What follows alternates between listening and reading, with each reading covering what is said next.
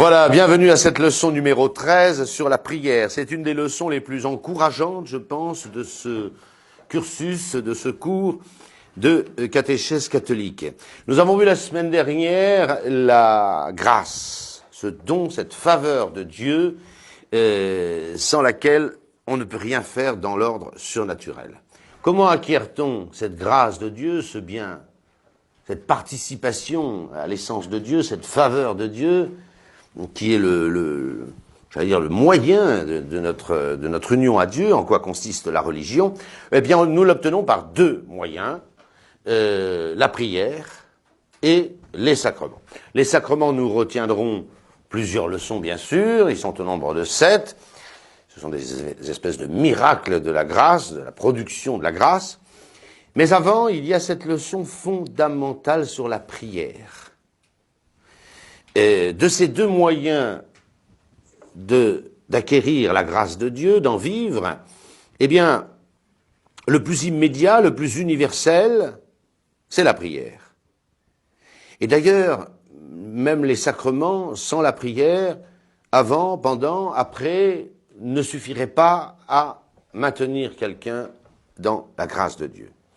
Le fondement même de la religion, c'est de nous unir à Dieu. Et celui qui ne s'adresse jamais à Dieu, il ne sera jamais vraiment uni à Dieu. Et puis j'ajoute une chose, c'est qu'on peut, dans certaines circonstances, sans faute de sa part, être privé des sacrements, même pendant très longtemps. Je pense par exemple à ces chrétiens de Chine, évangélisés par saint François Xavier, qui sont restés, après le départ des missionnaires catholiques, qui sont restés pendant 3 siècles sans sacrement. Et quand de nouveau on a envoyé en Chine des missionnaires au XIXe siècle, on s'est aperçu, c'est une chose extraordinaire, que des milliers de personnes vivaient toujours de cette grâce de conversion de saint François Xavier. Ils n'avaient plus de sacrement, parce qu'ils n'avaient plus de prêtres. Il continuait à se donner 2 sacrements, le baptême et le mariage, les 2 sacrements pour lesquels il n'y a pas forcément besoin de prêtre.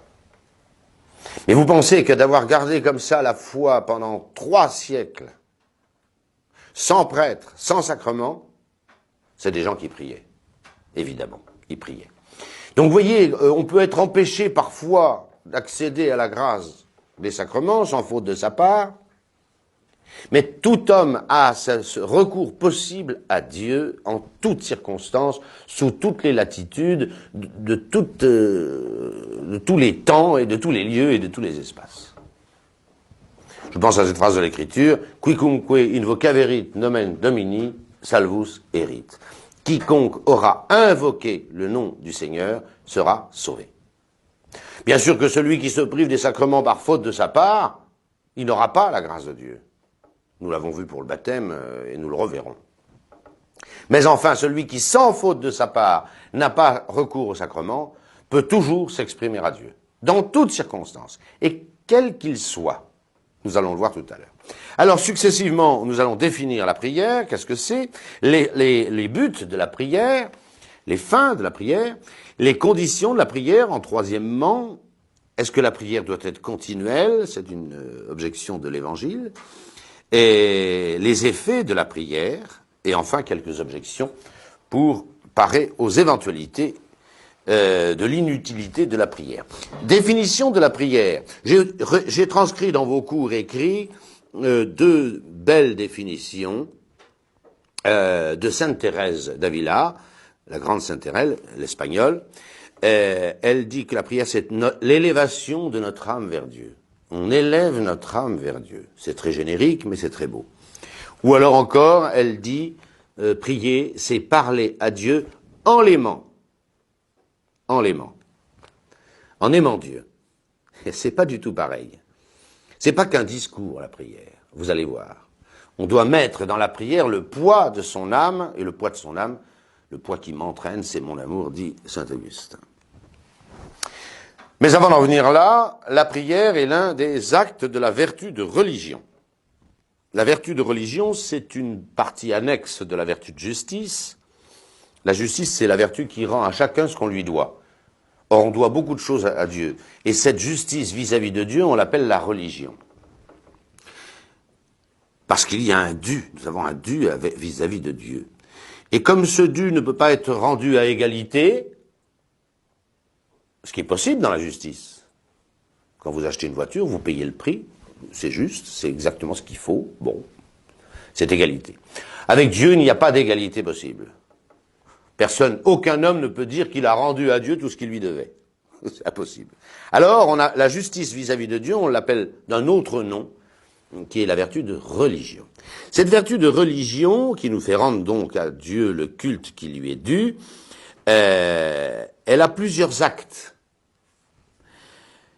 Elle a la dévotion, je vais y revenir, l'adoration, la prière et le sacrifice. Voilà les 4 actes de la vertu de religion. Je vais les mettre au tableau pour que si vous voulez les retenir, ce soit très clair. Les 4 actes de la vertu de religion. La dévotion, je vais y revenir, l'adoration,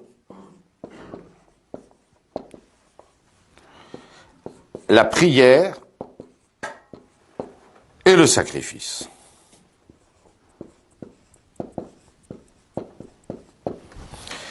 Disons un mot rapide sur chacun d'eux avant d'étudier la prière à proprement parler. La dévotion est une chose merveilleuse. C'est la mise en route de notre vertu de religion. Saint Thomas l'a définie comme la promptitude à se livrer au service intérieur de Dieu. Promptitude. Le mot dévotion évoque malheureusement pour nous une chose un peu bigote du 19e siècle avec des vapeurs d'encens, je ne sais quoi, là, enfin voilà. Ou de vieilles dames qui est toujours à prier dans ses patenôtres, voilà. C'est exactement le contraire. C'est exactement le contraire. La dévotion, c'est cette première ardeur, c'est ce qui vous met en route pour honorer Dieu dans un culte tel que nous le devons. Il n'y a rien de plus frais, de plus printanier, si je puis dire, que la dévotion. Regardez les enfants. Les enfants, quand ils sont vraiment chrétiens, qu'on les a formés, ils ont cette dévotion presque naturellement. Enfin, ils l'ont spontanément. Voilà ce que je veux dire. Les longues prières, ils n'aiment pas. Ils n'aiment pas les sacrifices. L'adoration, comme ça, devant le Saint-Sacrement ou Dieu, ils ne supportent pas. En revanche, vous aurez remarqué que les enfants sont toujours prêts, immédiatement, si l'honneur de Dieu est en jeu, à dire, ben oui, c'est ça qu'il faut faire. Eh bien, la dévotion, c'est ça. C'est cette mise en route, cette jeunesse, cette fraîcheur de l'âme qui fait que, si il est question du culte de Dieu, c'est pour moi, je suis d'accord. J'y vais. C'est fondamental, la dévotion. Sans dévotion, il n'y a pas de religion. Et il n'y a pas d'adoration, et il n'y a pas de prière, et il n'y a pas de sacrifice. Autrement dit, il n'y a rien du tout. Voilà. Et encore une fois, enlevez de votre tête tout ce que le mot de dévotion peut être crédité de vieillerie, de vapeur d'encens, voilà. C'est totalement faux, c'est exactement, encore une fois, le contraire. Une fois qu'on est prêt à se livrer au culte de Dieu, eh bien, il y a l'adoration. L'adoration, c'est notre totale soumission à la majesté divine. Devant Dieu, nous ne sommes, comme disait Moïse lui-même, que cendre et poussière. Et il faut reconnaître ce dominium, ce droit de propriété universelle de Dieu sur toute chose. Vous vous souvenez de la définition de Dieu? Dieu est un esprit éternel, infiniment parfait, créateur et maître de toutes choses. Dieu est maître de toutes choses. Reconnaître cette maîtrise de Dieu sur toute chose, c'est l'adoration. Ensuite, il y a la prière, cette demande à Dieu. Voilà. Et puis nous verrons plus tard, à propos de l'unique sacrifice du Nouveau Testament, nous verrons ce qu'est le sacrifice en détail. C'est l'offrande faite à Dieu d'un bien immolé, détruit, immolé pour ce qui est d'un être vivant. C'est l'acte le suprême de la vertu de religion, qui reconnaît justement parfaitement cette maîtrise de Dieu sur toute chose. Alors vous voyez, il y a cet intermédiaire qui est la prière. 1, dévotion. 2, adoration. Prière, tremplin du sacrifice. Un sacrifice sans prière ne vaut rien. Il n'est d'ailleurs pas possible. La prière n'est donc véritable que si elle procède de la dévotion.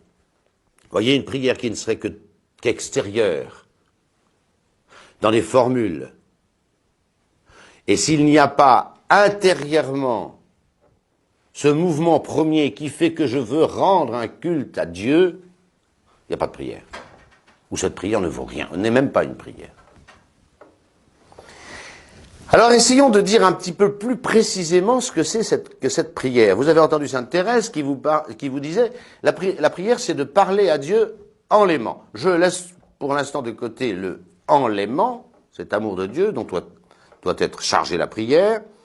Reste que la prière c'est de parler, c'est de dire. Alors, nous avons 3 manières de dire, nous. 3 verbes. J'efface ces 4 actes de la vertu de religion. Les anciens distinguaient 3 verbes, puisque nous disons que la prière est un verbe. Le verbe, c'est la parole que prononce un homme. Hein. Il s'agit de la parole humaine. Là. Les anciens distinguaient 3 verbes. Je mets les mots latins, puis j'explique. Hein. Ce qu'ils appelaient le verbum cordis, la parole du cœur, le verbum mentis, la parole de l'esprit, et la parole oris, de la bouche. Voilà. Du cœur, de l'esprit et de la bouche. On va commencer par en bas, parce que c'est bien plus facile à comprendre. Le verbum, le verbe, la parole de la bouche, ben c'est celle que vous entendez quand je vous parle. C'est tout simple. J'exprime des mots, je les dis, et c'est ce qui vous permet de me comprendre. Du moins, je l'espère. Voilà. Autrement dit, c'est pas la peine d'assister. La parole que vous entendez, les sons, les mots qui ont une signification, bien sûr, c'est le verbum oris, c'est la parole oris de la bouche. Os, oris en latin, la bouche. Il est évident que les mots que je prononce ont un sens, enfin du moins, je le souhaite vivement. Et ils sont l'expression eux-mêmes de ce que pense mon esprit. Mens, menstis, c'est l'esprit. Autrement dit, le verbum oris, la parole de la bouche, est l'expression de ce que pense mon esprit. Voilà. C'est le verbe mental. On verra que c'est lui, la prière. Le verbe mental. Il n'a pas besoin d'être exprimé. Un homme pense sans arrêt toute la journée. Et il ne parle pas toute la journée avec sa bouche. Un bon exemple, c'est quand vous vous réveillez le matin. Vous dormiez depuis des heures et vous vous réveillez. Et puis votre esprit se remet en route. Vous pensez, ah, aujourd'hui c'est jeudi. Tiens, à 9h, on aura cours de catéchèse avec l'abbé Laguérie. Ah, j'ai un devoir de latin. J'avais la 3e déclinaison à apprendre. Enfin, vous pensez. J'espère que vous ne parlez pas tout seul. C'est pas... Hein, j'espère. Mais vous pensez. Vous pensez. C'est le verbum mentis. C'est votre pensée intérieure. Et c'est lui qui constituera, nous allons le voir, la prière. Les anciens, je passe très vite, les philosophes du Moyen-Âge, les théologiens du Moyen-Âge, parlaient également de ce verbum cordis. Il est évident que le verbum mentis, la parole de l'esprit, est l'expression de quelque chose d'autre. C'est une pensée exprimée, le verbum mentis, mais s'il est exprimé, il est l'expression d'autre chose. C'est très mystérieux. On l'appelle le verbe du cœur, ce dont le verbum mentis est l'expression. C'est vrai que parfois vous voyez que vous voulez dire quelque chose et vous ne savez pas quoi. Mais vous savez que vous voulez dire quelque chose. Et vous savez que vous avez quelque chose à dire. Mais tant que ça n'est pas exprimé, verbum mentis, vous ne savez pas de quoi il s'agit. Autrement dit, le verbum cordis, le verbe du cœur, c'est cette pensée encore très confuse, tellement confuse, que tant que vous ne l'avez pas exprimé dans le verbum mentis, vous ne savez pas encore de quoi il s'agit. La connaissance de l'homme se fait au niveau du verbe mental. Parce qu'il est exprimé, et que je ne connais une chose que quand elle est exprimée. Je ferme cette parenthèse philosophique dont vous voudrez bien m'excuser. Qu'est-ce que c'est que la prière? C'est le verbum mentis, c'est le verbe mental. Ce n'est pas le verbe oral. Sauf si le verbe oral est l'expression du verbe mental. C'est le verbe mental qui est la prière. À quoi sert le verbe mental? C'est fondamental. Il sert à connaître. Je ne peux pas connaître une chose sans l'exprimer. On peut même dire que connaître une chose, c'est l'exprimer. C'est le miracle de l'intelligence. Je raconte la chose pour me la dire. Je me la dis. Je me dis une chose. Et c'est comme ça que je la connais. Et évidemment, ce verbe mental sert aussi à produire le verbe oral qui permet d'échanger avec les autres. Voilà les deux fonctions du verbe mental. Vous voyez, quand vous voyez quelqu'un qui parle tout seul dans la rue, ça vous fait rire. Vous dites, il est un petit peu... Il est pas bien, ce garçon. Quelqu'un qui parle tout seul. Or, ne riez pas, ça nous arrive tous. Et c'est pas normal. Pourquoi? Parce que si je parle tout seul avec ma bouche, ça veut dire que mon interlocuteur, c'est moi. Et c'est pas la fonction du verbe mental. Mon verbe mental, il a deux fonctions, je viens de le dire, connaître les choses et les exprimer à un autre. À un autre. Quand je connais, je me l'exprime à moi, mais le but c'est de connaître, et ça c'est tout à fait noble. Mais si je parle tout seul, dans la rue, où certaines personnes, et elles sont là dans leur cuisine, toutes seules, je prends ma poêle, je la mets, j'allume le four, etc. Enfin, bon, ça fait rire. Et c'est un peu risible, j'en conviens. Hein. Pourquoi c'est risible? C'est risible parce qu'il n'y a pas besoin d'exprimer au dehors, puisqu'il n'y a pas d'interlocuteur. Alors pourquoi je vous dis tout ça? Je vous dis tout ça parce que, qu'est-ce que c'est que la prière? C'est ce verbe mental que nous avons continuellement, en tant qu'il est fait sous le regard de Dieu. Quand on a la foi, on sait très bien que Dieu écoute tout ce que nous disons. Rien ne lui échappe de nous. Jusqu'au dernier atome, jusqu'à la dernière cellule. Si on comprend que Dieu, tout ce qu'on pense, lui, il entend. On peut même aller jusqu'à adresser ce verbe mental à Dieu. C'est pas la peine de le prononcer, Dieu entend tout, sans que je le dise. Vous avez besoin de mots pour me comprendre. Mais Dieu n'a pas besoin de mes mots, du verbe oral pour m'entendre. Dieu entend les paroles de mon esprit, le verbum mentis, le verbe mental. Alors qu'est-ce que c'est que la prière? C'est ce verbe mental en tant qu'il est fait sous le regard de Dieu, et même mieux, parce que ça c'est toujours comme ça, puisque Dieu entend toutes nos paroles, même intérieures, nos pensées, continuelles. Mais le mieux, c'est de l'adresser à Dieu. On n'est jamais seul. On vit tout le temps sous le regard de Dieu. Et même, Dieu entend toutes les paroles de notre esprit. Le verbe mental.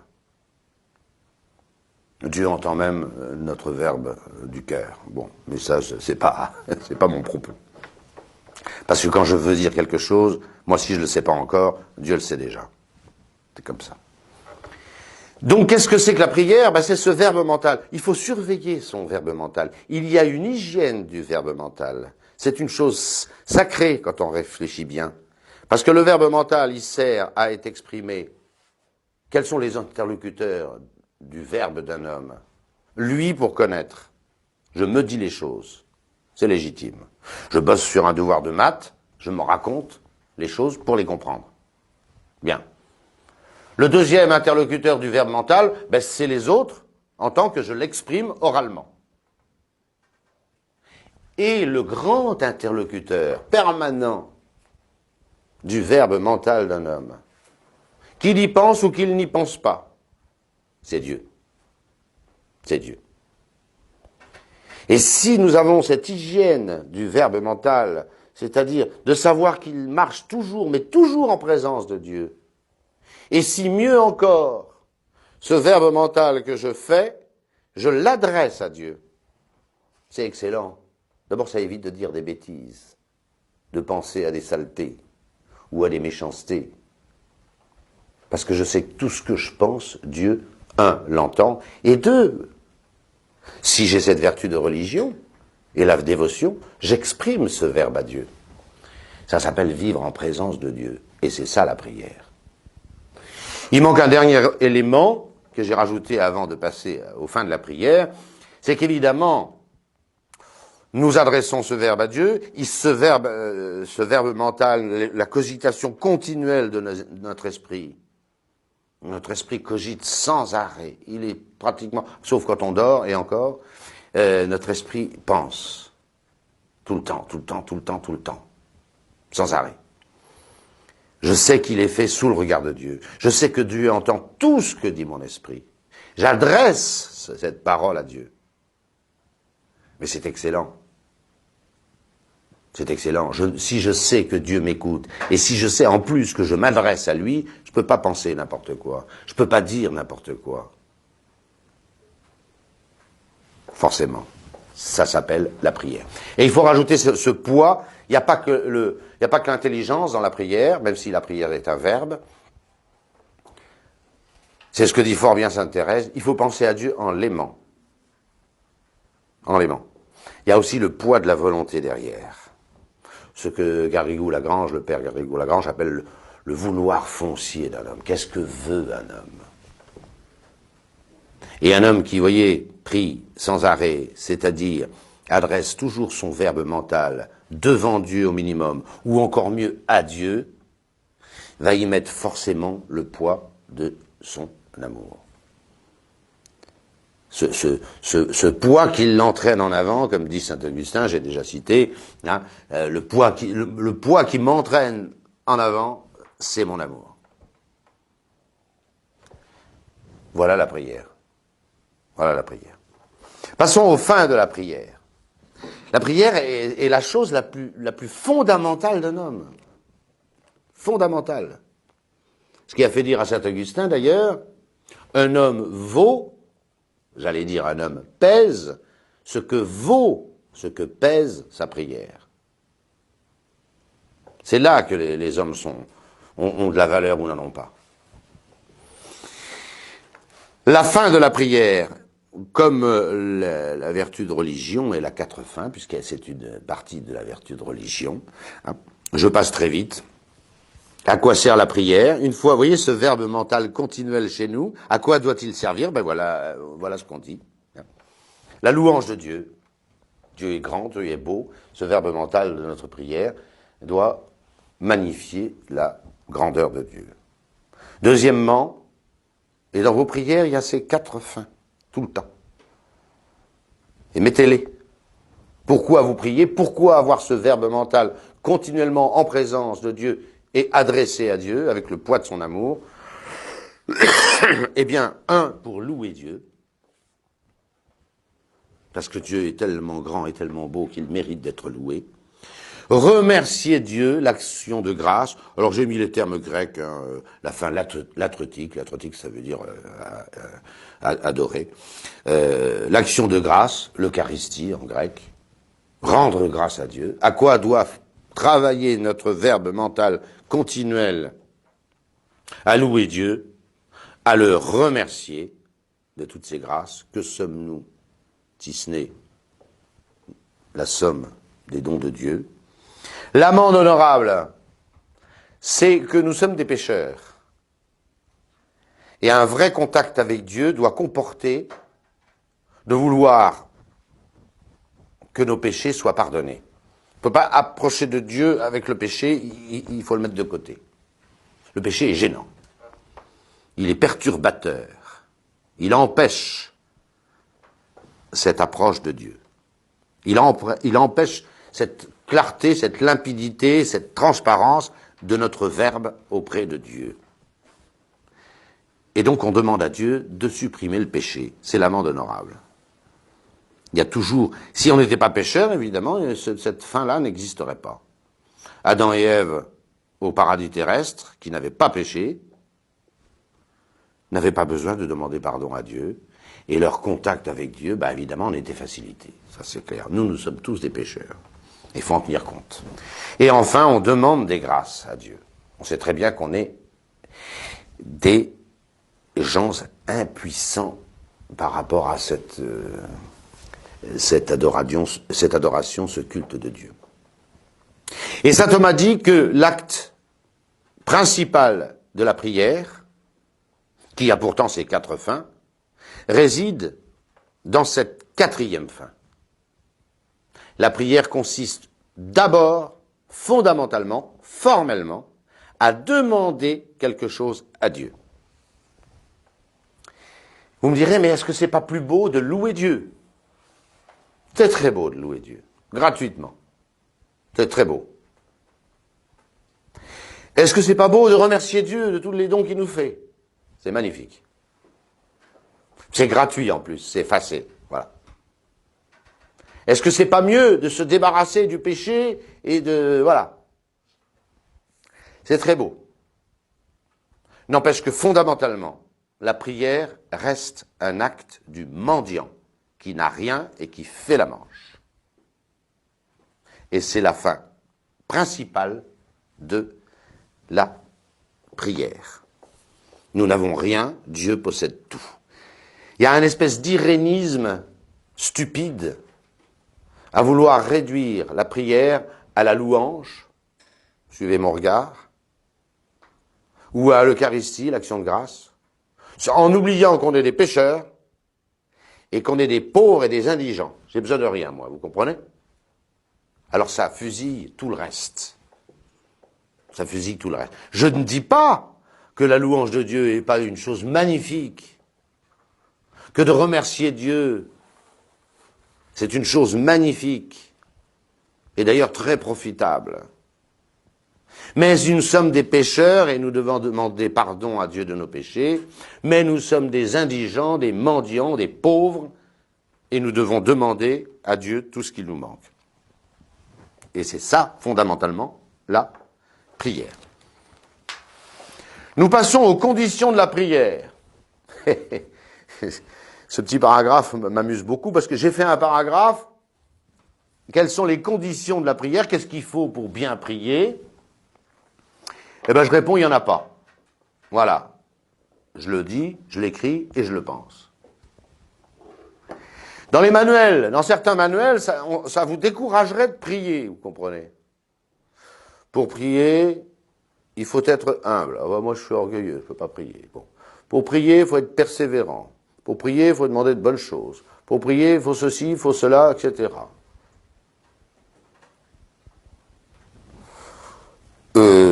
Alors, on a l'impression qu'on n'aura jamais vérifié toutes les conditions de la prière. Moi, je réponds qu'il n'y a pas de conditions de la prière.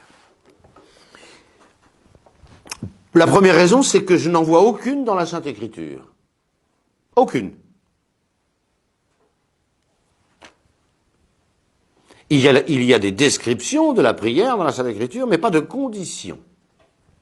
Il faut et il suffit, comme on dit en mathématiques, qu'une prière soit une vraie prière. Il n'y a pas besoin, avant de prier, de cocher toutes les cases. Est-ce que je suis en règle? Voilà. Et vous allez voir, ça va très loin.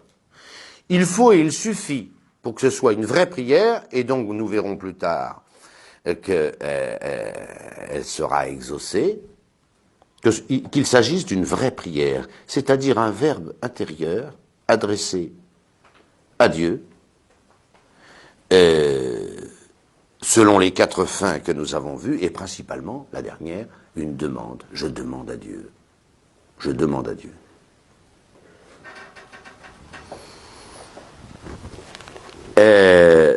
Vous me direz, mais alors, il n'y a pas besoin d'être humble pour prier. Mais bien sûr que si.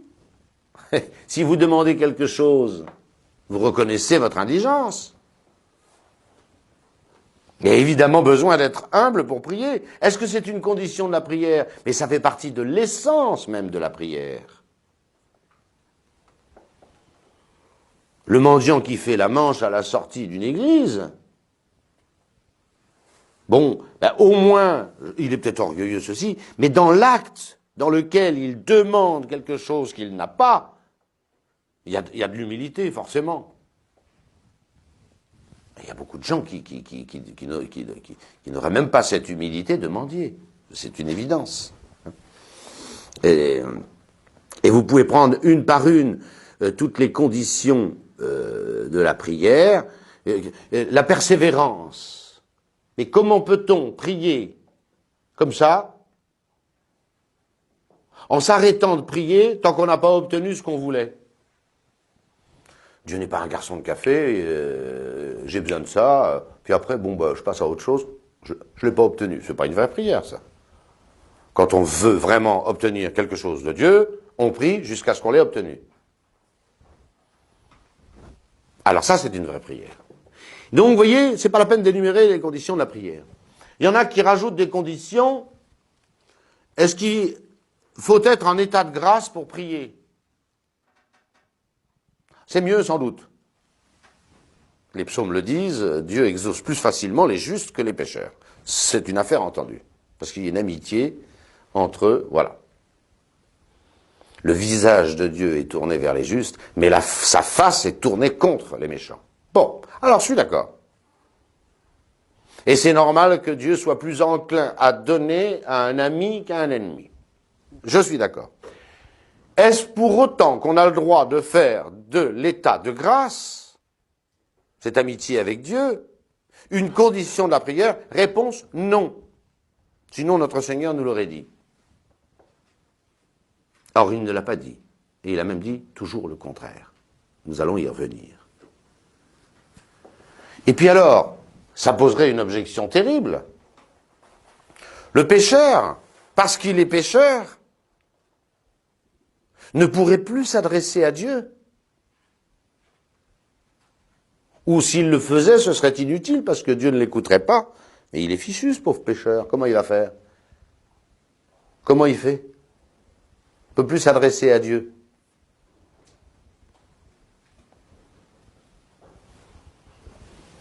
Dieu n'a pas mis cette condition. Dieu écoute même les vraies prières faites par des pécheurs, Dieu les écoute. Et quand vous prenez toutes les phrases de notre Seigneur Jésus-Christ sur la prière, qu'est-ce qu'elles disent? Elles précisent des conditions de la prière? Jamais. Demandez et l'on vous donnera. Frappez et on vous ouvrira. Car à celui qui demande, on donne, à celui qui frappe, on ouvre. Moi, je ne vois pas de condition là. J'en vois pas. Aucune. Aucune condition. Il faut prier avec attention. Encore une. Évidemment que quand on s'adresse à Dieu, ou c'est pas du tout une prière, ou sinon c'est avec attention. Sinon on n'a rien compris. Donc vous voyez, je ne vais pas les énumérer puisque je dis qu'il n'y en a pas. Toutes les conditions de la prière sont dans la prière. C'est donc pas des conditions de la prière, c'est l'essence même de la prière. Et c'est très important pour la suite, c'est ce qui nous permettra de dire que la prière est infaillible. N'en déplaise aux pessimistes. Petite objection au paragraphe 4. je rajoute une petite chose, vous voyez, quand les gens ont péché gravement, et avant d'aller se confesser, je parle des chrétiens, ils arrêtent de prier. Pourquoi?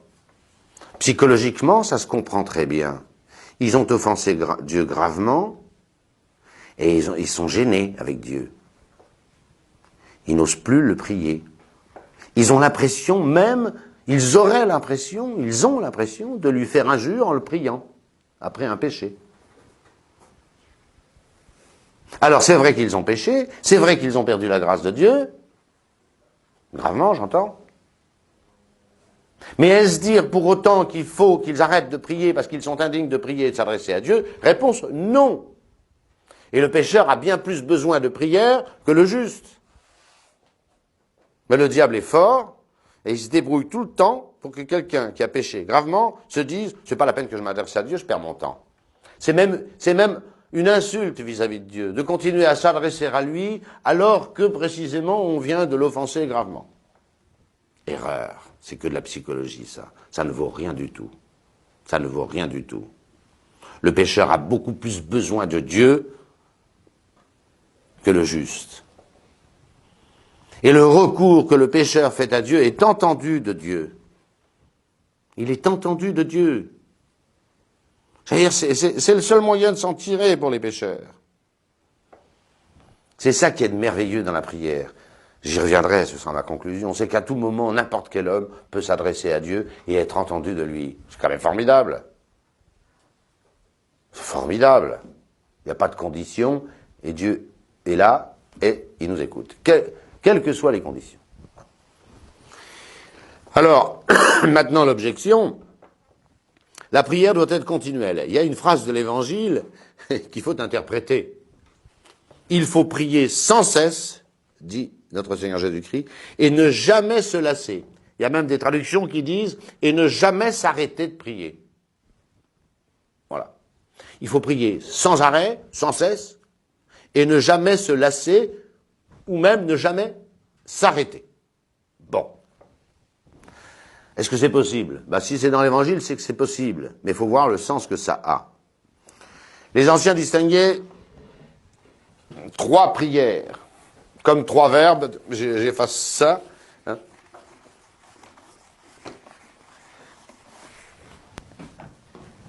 La prière actuelle, c'est très simple. Hein. La prière actuelle, c'est l'acte de la prière. Je prie. Je prie, c'est l'acte de la prière, on appelle ça la prière actuelle. La prière virtuelle.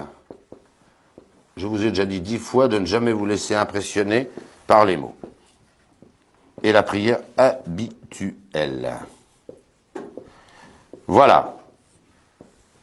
La prière actuelle, c'est l'acte de la prière. Quelqu'un prie, s'adresse à Dieu, ne fait que cela, il est dans un acte de prière. C'est ça qu'on appelle la prière actuelle. La prière virtuelle, c'est la prière qui demeure par sa vertu, par son efficacité, par sa puissance, virtus, d'une prière actuelle. J'ai prié, et la prière a cet effet de nous laisser dans la mouvance de Dieu, sous l'influence de Dieu. C'est très important, ça. C'est ce qu'on appelle la prière virtuelle. La prière virtuelle, c'est l'effet résiduel et durable d'une bonne prière actuelle, précédente. Et tant qu'on n'a pas révoqué cette présence de Dieu en nous, laissée par une prière, une bonne prière actuelle, elle demeure, cette prière, de façon virtuelle. C'est ça que j'appelle la prière virtuelle. Voilà. Enfin, il y a cette prière habituelle qui ne vaut strictement rien. Alors celle-là, retenez, elle vaut 0. C'est une espèce de prière machinale, un espèce de mécanisme qui fait que, récitant toute la journée des « Je vous salue Marie », je continue à les réciter quand je dors ou dans un demi-sommeil ou quand je pense à n'importe quoi. Ça, c'est pas du tout de la prière. 0. Qu'est-ce que notre Seigneur Jésus-Christ entend quand il nous dit qu'il faut prier sans cesse et ne jamais se lasser? Réponse, il nous parle de la prière virtuelle. Il est évident qu'un homme ne peut pas ne faire que prier. On ne pourrait rien faire d'autre. L'esprit n'a qu'un seul objet, voilà, et s'il avait uniquement cet objet de la prière, c'est-à-dire de s'adresser à Dieu en sa présence, ben, il ne pourrait pas faire autre chose. On ne pourrait pas faire un devoir de mathématiques en même temps qu'une bonne prière. On ne peut pas. On ne peut pas. Donc il est impossible que notre Seigneur nous ait demandé d'arrêter toute autre activité pour la prière. C'est impossible. Par contre, il est clair que nous étant mis sous l'efficience de Dieu par une bonne prière actuelle, et n'ayant pas révoqué cette présence de Dieu, nous demeurons par la prière virtuelle, par la vertu de la prière actuelle, que nous appelons prière virtuelle, nous demeurons sous cette mouvance, tant que nous ne l'avons pas révoquée. Généralement par un péché, même véniel, on perd cette union à Dieu. Et notre Seigneur sait très bien que c'est ça un véritable trésor, c'est de vivre en présence de Dieu, sous la mouvance de Dieu. C'est pour ça qu'il nous dit de le faire sans cesse. Alors là, on comprend bien ce qu'il veut dire. Ce qu'il veut dire. Et voilà pourquoi l'Église fait prier le matin. Je ne sais pas si vous avez remarqué. Enfin, si je pense, je m'adresse à des séminaristes, hein, et à tous les autres que je salue, mais c'est valable pour eux aussi. La prière, l'Église la met le matin. Vous n'avez qu'à regarder l'office divin. Les matines, c'est la moitié de l'office. L'autre, prime, on a dit les trois quarts de son office à 6 heures du matin. Pourquoi?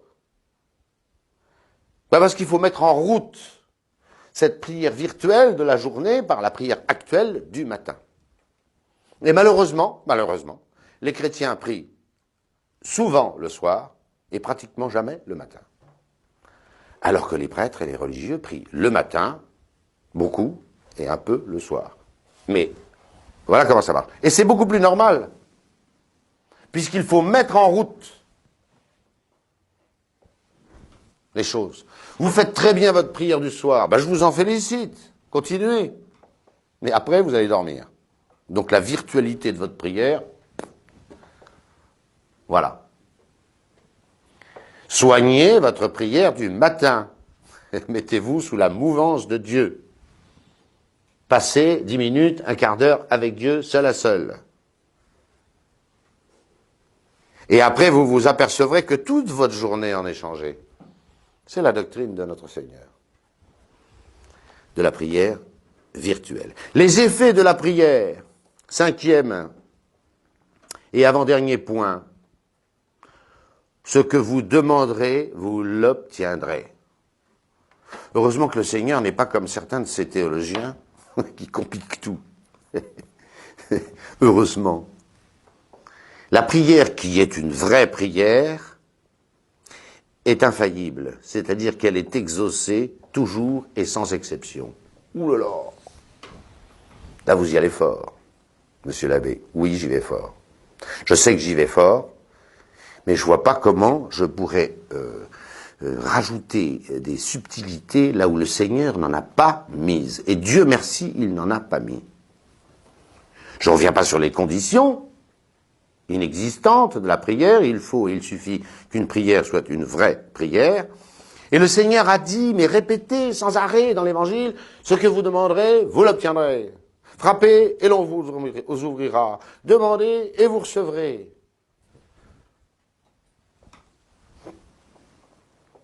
Là encore, il suffit que la prière soit une véritable prière.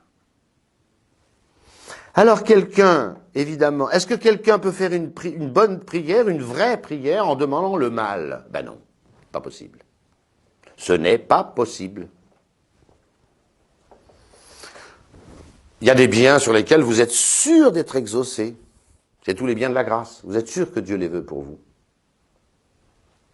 Si vous priez pour recevoir la grâce, si vous priez pour vivre mieux, Dieu vous le donnera, mais certainement. Il exauce les prières, et là l'objet est forcément bon.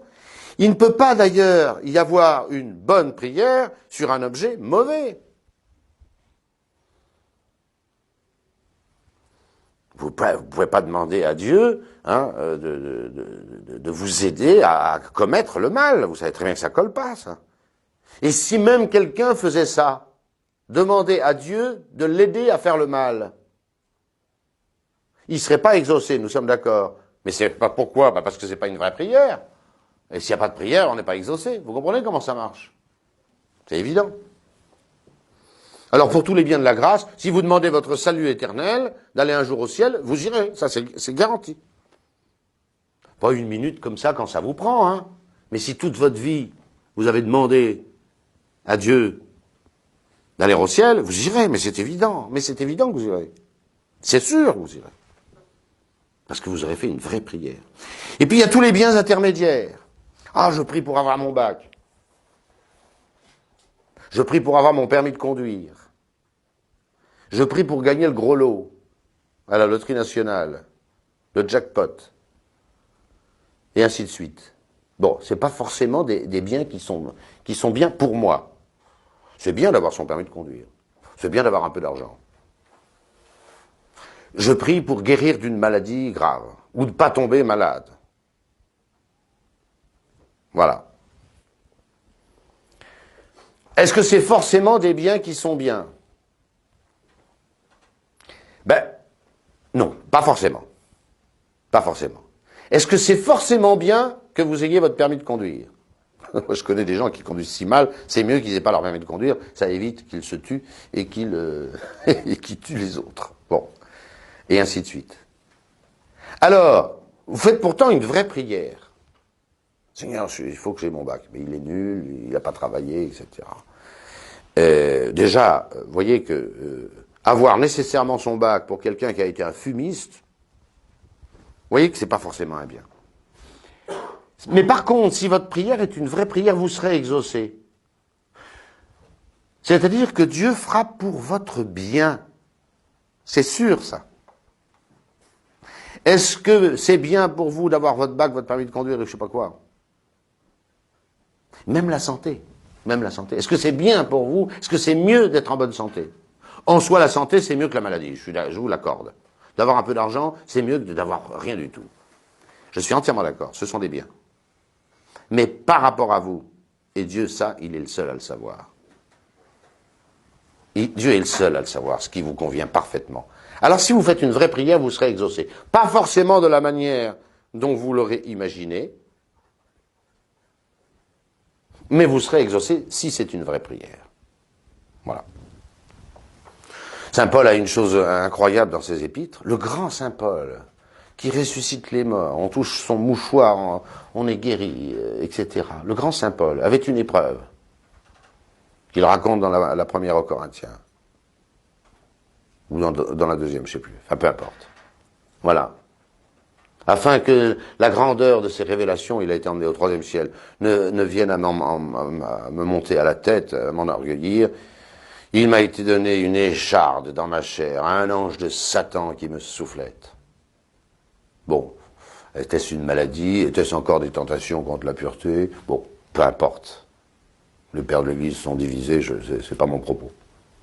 Le grand Saint Paul dit, par 3 fois, j'ai prié le Seigneur de me débarrasser de ce truc. C'est Saint Paul, le grand Saint Paul. Est-ce qu'il a été exaucé? Oui. Mais le Seigneur l'a laissé avec cette écharpe dans la chair. Le Seigneur l'a laissé avec ça. Mais le Seigneur l'a exaucé, puisqu'il lui a répondu. Il lui a dit, ma grâce te suffit. Ma grâce te suffit. Donc la prière de Saint Paul a été exaucée. Il voulait être débarrassé de cette écharpe dans la chair. Il a supplié 3 fois le Seigneur de l'enlever. Mais Saint Paul a été exaucé. Et le Seigneur lui a dit, ma grâce te suffit, car c'est dans la faiblesse que s'accomplit ma force. C'est mieux comme ça pour toi. Et Saint Paul a évidemment été exaucé. Voilà. Et puis, persévérer. Ça, là, je parlais de l'objet de la prière. Persévérer. Quand est-ce qu'on est exaucé? Ben, c'est le secret de Dieu. Celui qui s'arrête de demander quelque chose qu'il n'a pas obtenu, est-ce qu'il le voulait vraiment? Non. Je réponds non. Je réponds non. Vous avez une tentation récurrente, c'est quelque chose qui est certainement mal, dont il faut vous débarrasser. Vous vivez avec une occasion prochaine de pécher, j'en sais rien, moi, enfin voilà. Donc vous demandez ça à Dieu, vous demandez ça à Dieu. Et puis ça vient pas. Et là, vous êtes sûr que c'est bon, là. Hein, vous êtes sûr que c'est bon. Vous demandez. Puis à un moment, vous dites, bon, basta, je suis pas écouté. C'est pas une vraie prière, je suis désolé. Et si c'est pas une vraie prière, c'est pas exaucé. Si c'est pas une vraie prière, c'est pas exaucé. La palisse en dirait autant. C'est ce que je dis depuis le début. Une vraie prière est toujours exaucée. Quand? Oh ben ça. Et quand vous arrêterez de prier, quand vous aurez été exaucé. Pas avant. C'est comme ça que vous faites au restaurant.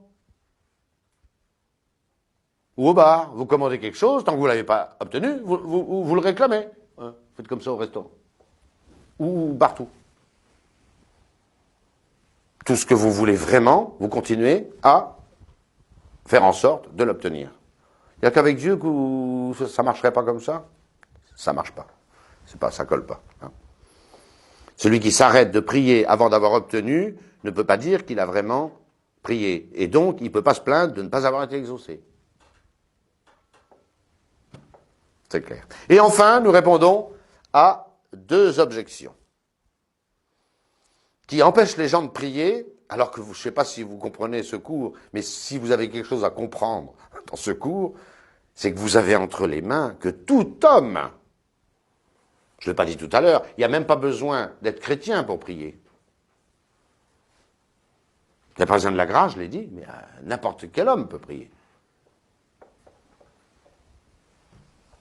Donc n'importe quel homme, hein, je vous ai cité la phrase de l'Écriture, quicumque invocaverit, quiconque aura invoqué le nom du Seigneur, quiconque, n'importe lequel, tous, aura invoqué le nom du Seigneur, sera sauvé. Donc vous avez entre les mains un moyen surpuissant. Et c'est incroyable qu'un homme puisse s'adresser à Dieu avec la certitude d'être exaucé. Mais je sais pas si vous mesurez ça. À part les damnés de l'enfer, qui ne peuvent plus s'adresser à Dieu. Pourquoi ne peuvent-ils plus s'adresser à Dieu? Mais Dieu les exaucerait s'ils s'adressaient à Dieu. Même eux, leur prière serait exaucée. Si un damné de l'enfer demandait à Dieu de sortir de l'enfer, il en sortirait. Il serait exaucé. Le problème, c'est qu'il, toujours la même question, c'est qu'il ne le demandera jamais, il ne veut pas. Il refuse. Ah. Même la prière d'un damné serait exaucée. Certainement. Parce que Dieu dit, vous me demandez, je donne. Frappez, on vous ouvrira. Si un damné frappait à la porte du ciel, Dieu lui ouvrirait. C'est précisément parce que ce damné ou ce démon ne veut pas frapper, et que, évidemment, on lui ouvrira pas. Voilà, je pense que là, vous avez compris. Alors, c'est pourquoi il faut répondre à ces 2 objections. Il n'y en a que 2. On pourrait les multiplier, mais c'est les 2 principales. Pourquoi? Vous avez dit que la prière, c'est un verbe, c'est une expression de mon esprit en présence de Dieu, adressée à Dieu avec le poids de mon âme et de mon amour. Pourquoi dire des choses à Dieu qu'il sait déjà? Le Seigneur savait cette objection. Il nous dit dans la prière, ne multipliez pas les paroles. Il ne dit pas de paroles, parce que c'est impossible. Il dit ne multipliez pas les paroles. On n'est pas exaucé par l'abondance. Hein, on ne peut pas baratiner avec Dieu. Voilà. C'est pas la multiplication des paroles, la multiplication du verbe qui fait une vraie prière. Pourquoi? Ben c'est cette objection. Évidemment que Dieu sait tout ce que vous pensez, tout ce que vous voulez, et avant que vous ne le disiez. Alors on pourrait dire, ben autant à la fermer. Non. Parce que quand on a quelque chose sur le cœur, on le dit. C'est là où l'importance de l'amour, de la volonté dans la prière est décisive. Au fond, la prière est l'expression de ce que nous voulons. Bien plus encore que l'expression de ce que nous pensons. Ça, c'est très important à comprendre. C'est là ce que vous a dit Sainte Thérèse au début, hein. C'est le poids de mon âme que je mets dans ma prière. C'est le poids de mon âme. La prière n'a pas pour but d'informer Dieu, encore moins de changer Dieu. Ce sera un peu la deuxième exception. Elle a pour but d'exprimer à Dieu le poids de mon âme, le désir, la soif de mon âme. C'est pas pareil. C'est pas pareil du tout. Évidemment que vous n'apprenez rien à Dieu dans votre prière. Est-ce que vous allez changer Dieu? Je vais y revenir. C'est pas le but. Le but, c'est de vous changer, vous. Et voilà pourquoi saint Thomas dit qu'on est bien plus et mieux, plus vite, exaucé, en priant pour soi que pour les autres. Pourquoi? Le but de la prière, c'est de me changer moi, c'est de m'améliorer moi, de me faire du bien à moi, qui suis un indigent, un pauvre, un misérable et un pécheur. Quand je m'adresse à Dieu de m'aider pour me changer moi, je suis plus facilement exaucé que quand je m'adresse à Dieu pour changer un autre. Et on le voit bien d'ailleurs. On le voit bien. La prière, le but de la prière, c'est de changer et d'améliorer celui qui prie, de le rendre meilleur. Et donc de lui faire accorder par Dieu ce qu'il demande. Donc on peut dire à Dieu des choses qu'il sait déjà, avec mesure, sans multiplier les paroles, mais parce que nous avons besoin de cela pour dire le poids de notre âme, ce qui nous pèse, ce dont nous avons besoin, ce dont nous avons soif, ce dont nous avons le désir.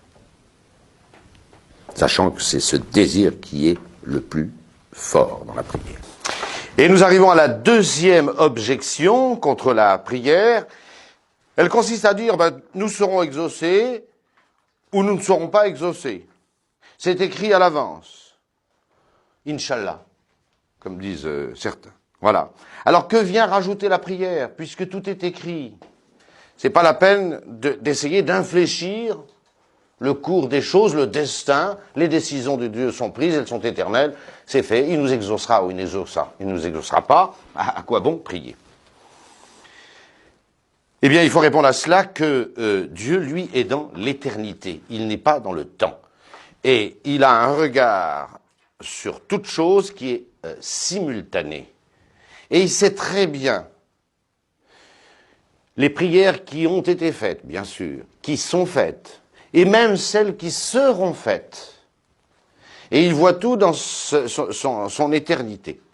Ce qui fait que nous, de notre côté, du petit côté de la lorgnette, nous croyons que les choses sont écrites. En définitive, c'est Dieu qui les écrit éternellement, et il intègre tous les paramètres. Tout. Ce qui fait qu'on peut prier pour quelqu'un qui est mort il y a 1000 ans, on peut prier pour quelqu'un qui vivra après. Tout ça, en Dieu, est éternel. Il n'y a donc pas de fatum, de destin. Le christianisme nous a délivrés de cela.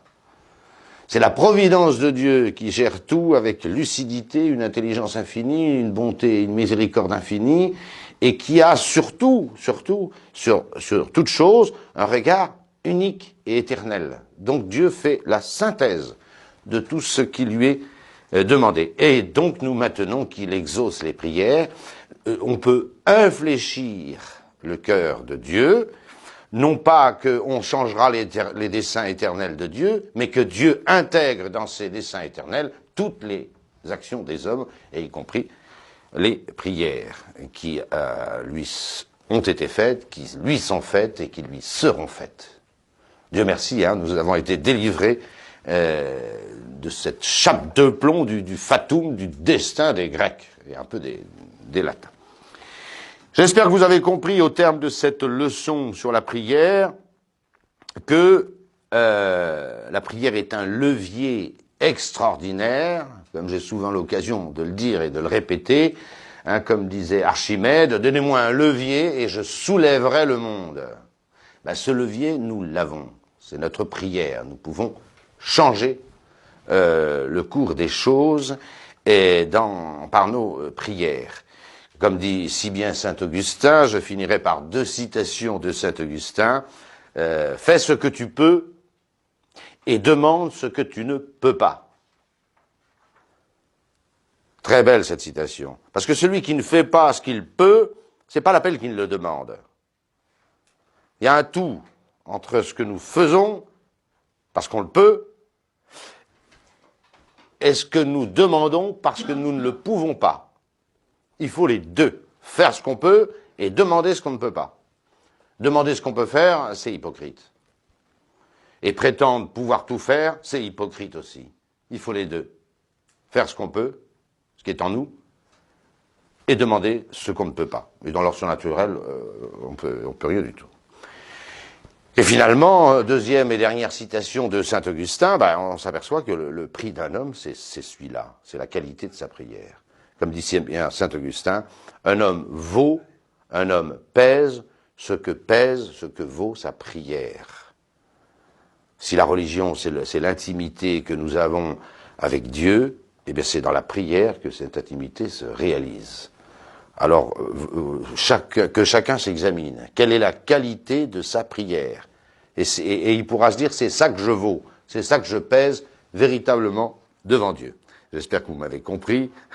À vous de vous mettre à prier si vous ne le faites pas encore. Et vous verrez, moi c'est ce que je dis à ceux qui doutent d'avoir la foi, j'ai dit essayez,